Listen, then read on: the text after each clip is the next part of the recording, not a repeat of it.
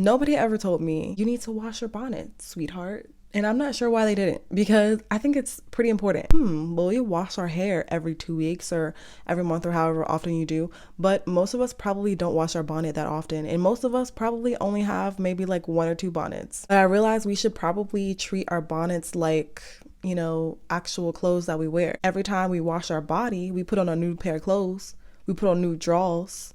So why isn't our bonnet like that? It has never been for me until I got locks.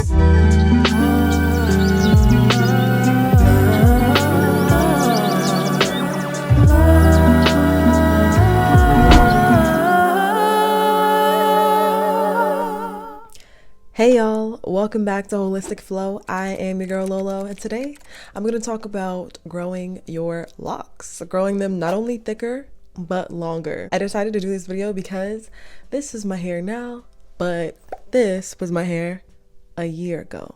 And that's a long difference, especially for somebody who's only been in the lock game about a little under 2.5 years. But I have 10 things, a lot of them which you probably have never heard of, that I think really help to grow my locks. But before we get into the video, if you are new here to my channel, hello. Here on Holistic Flow, we are creating a safe space, for self-love, self-growth, and maturity, and we're taking a journey towards an overall better mind, body, and spirit connection. So if you're with that, go ahead and subscribe. Turn on your notifications so you know whenever I upload a new video. After you have done that, thank you so much. Let's get right into it.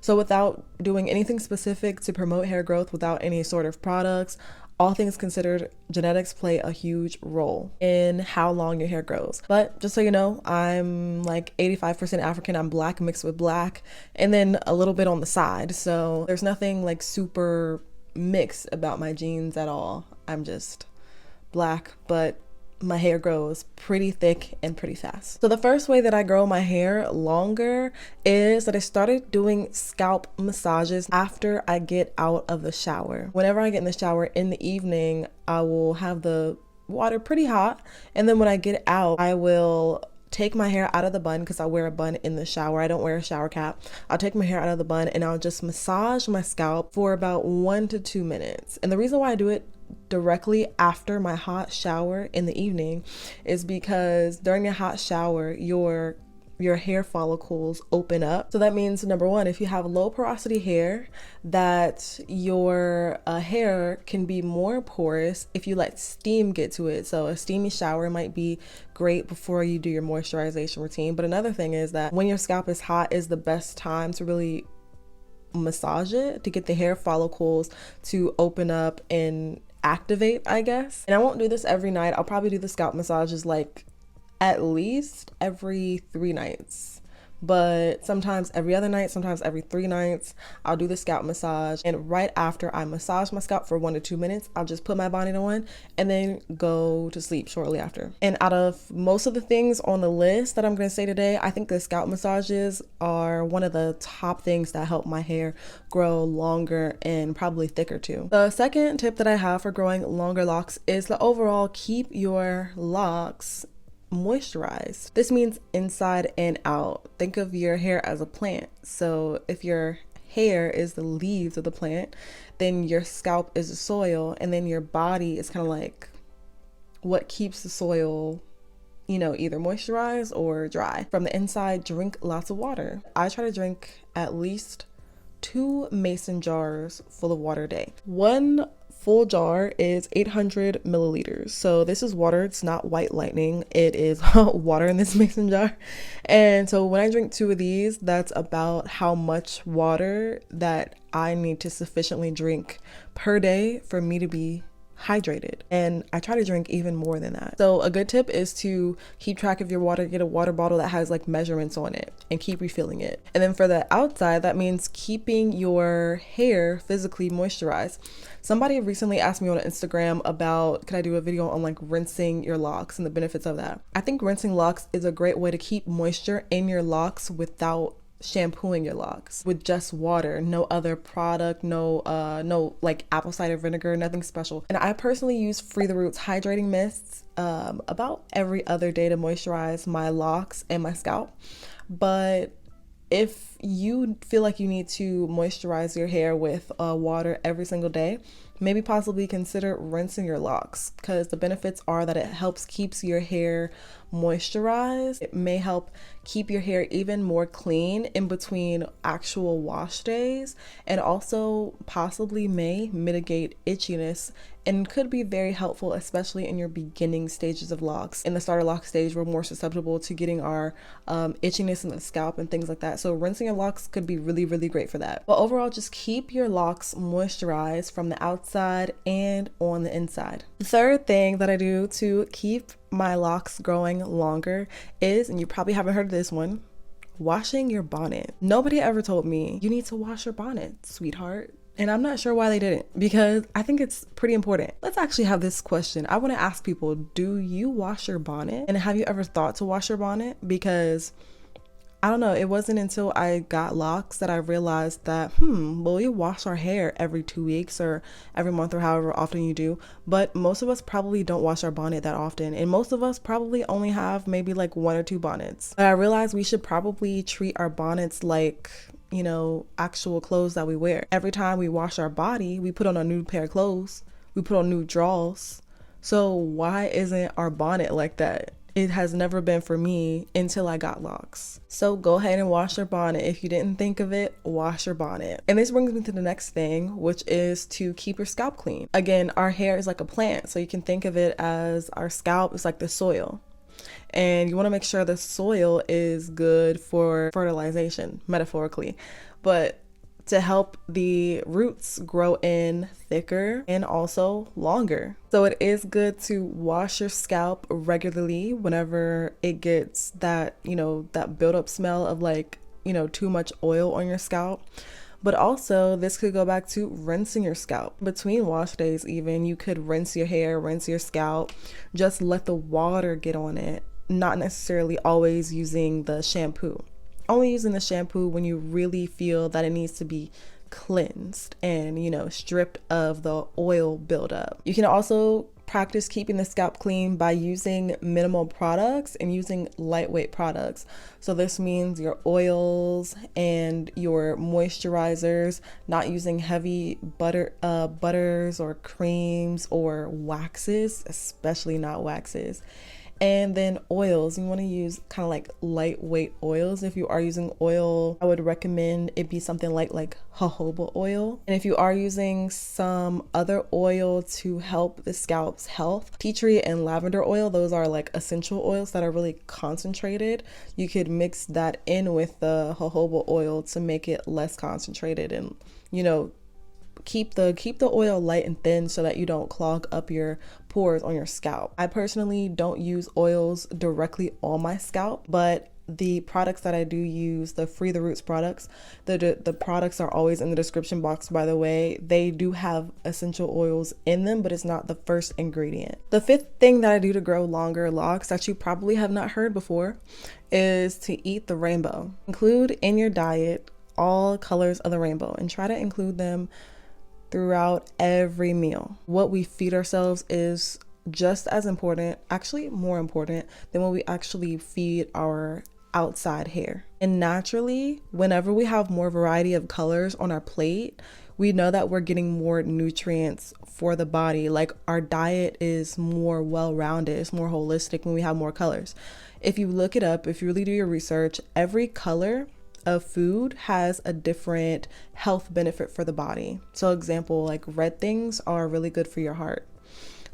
Also, if you're familiar with the chakras, each chakra, which chakras are like the energy centers of the body, each chakra has a color associated with it, and the colors make up the rainbow. They're in the order of Roy G. Biv. So when you think about things like that our bodies are essentially made out of light, hence our aura, then why not use colors as a form of therapy for healing our body? So we should try to get as many colors in our diet as we can. For example, one of the foods that I really love to eat are like burritos.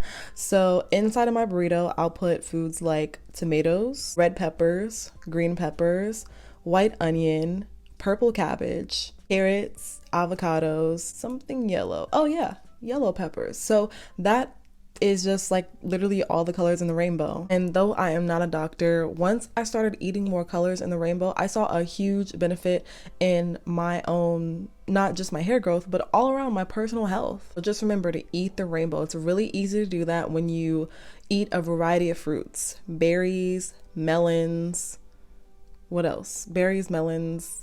Get your bananas in, get your potassium. Number 6 is to wear simple hairstyles. Try not to wear any hairstyles that really tug and pull at your hair. You don't want to thin out your locks as much as possible. Stay away from high ponytails, high buns that pull out the scalp.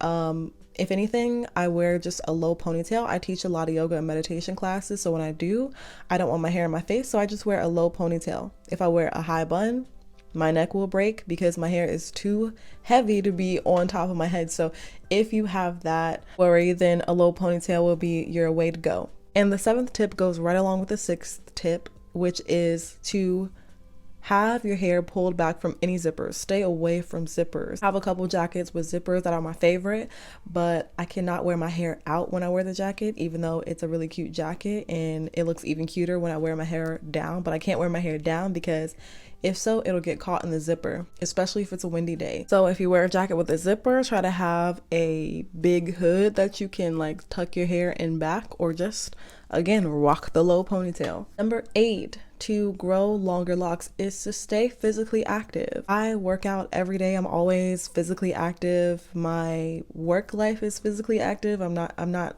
sitting down for long periods of the day. But then also I have my own personal workout routine that includes cardio 3 days a week. Goodness.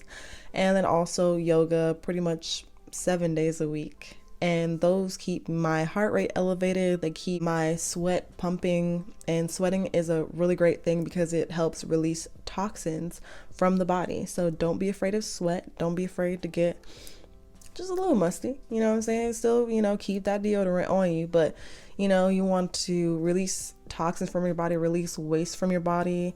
And we do that by moving the body. Movement is medicine. Getting outside, taking a walk outside.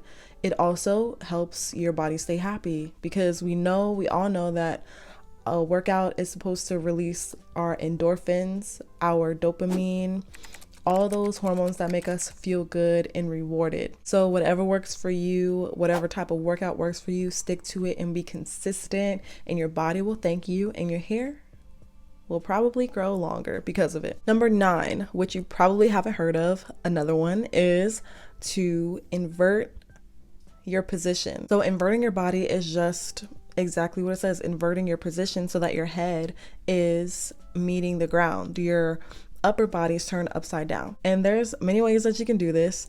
I like to practice yoga. Like I said, I'm a yoga teacher. So I like to practice a lot of headstands. Now, what this does, and not everybody has to do a headstand, I can give other options, but what inversions do just in general is it allows the flow of energy, or energy meaning oxygen, blood flow, whatever, to reverse its position. Our energy is usually going down towards our extremities and circulating throughout the body, but it's usually circulating, pumping from the heart, going downward because gravity is literally pulling us down. However, our head is also an extremity. So if you want to have more energy going toward your head, toward the crown of the head, we can invert our position so that our blood flow, our oxygen flow comes from the heart to the head, and therefore will stimulate our hair follicles, stimulating our hair growth. Now, like I said, not everybody has to go and, do a headstand every day, but I recommend doing some type of inversion every single day. Here are some inversions you can do. You can do a forward fold where you just reach down, touch your toes. You can do a wide-legged forward fold. You can do a downward dog. You can also do child's pose. So there are so many inversions that you can do. You can even lay on your back, but lay on the edge of your bed and then have your head hanging off the edge of the bed. So there's so many options that you can do, but I recommend doing an inversion once a day, like at least once a day for at least 1 minute. And I'm not a doctor, so if you start to feel lightheaded, just slowly make your way out of it.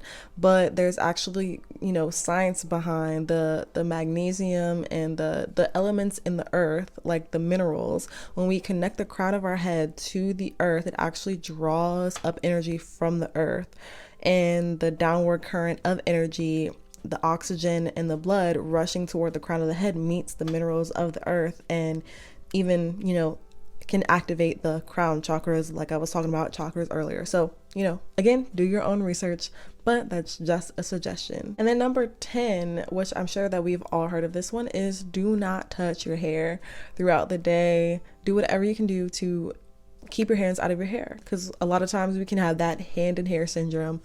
One of the main ways that I like to not touch my hair is to have my hair pulled back in a ponytail. Even wear a scarf or a bonnet around the house if you're working from home. Whatever you do, try to keep your hands out of your hair as much as possible to just not disturb the normal growth pattern of our hair. All of these tips together have helped me grow my hair as long as it is now at the rate it has. And remember, everybody's hair grows at a different rate, and these are just some suggestions. So let me know which one was the most helpful, and I hope you've enjoyed this video. If you did, be sure to give it a thumb up. Leave any video requests that you want me to do down in the comments as well. And I hope to see you in the next one. Until then, I'm sending peace your way, love your way, and joy to you, your family, and your friends. All right, y'all. Peace. Now, really quickly, a lot of you all have subscribed to my Holistic Fit Meditation YouTube page, and I greatly appreciate you for that. I was giving a lot of helpful information on there, but I felt like I wanted to reach you all a little bit better. So if you want to deepen your meditation practice, I've curated these Holistic Fit Meditation memberships for you.